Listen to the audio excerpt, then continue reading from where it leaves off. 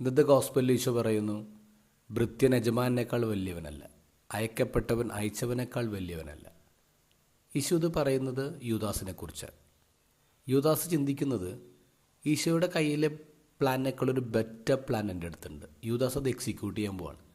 അപ്പോൾ ഈശോ ആ ടേബിളിലിരുന്ന് യൂദാസിന് മുന്നറിയിപ്പ് കൊടുക്കുകയാണ്, വേണ്ട എന്ന്. പക്ഷേ യൂദാസിന് മനസ്സിലാവുന്നില്ല. ഇനി ഈശോ എന്ന് കോട്ട് ചെയ്യുന്ന സങ്കീർത്തനം 41:9.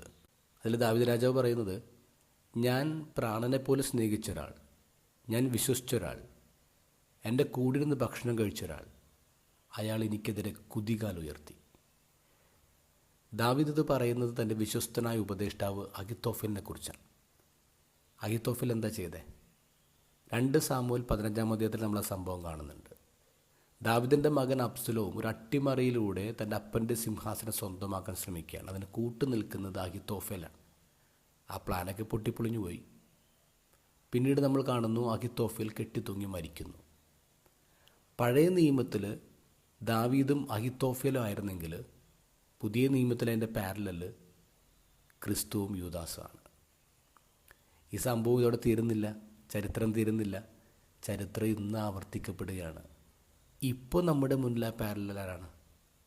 അത് പോപ്പ് ലിയോയും പ്രസിഡൻറ്റ് ട്രംപുമാണ്. ട്രംപ് എന്താ വിചാരിക്കുന്നത്?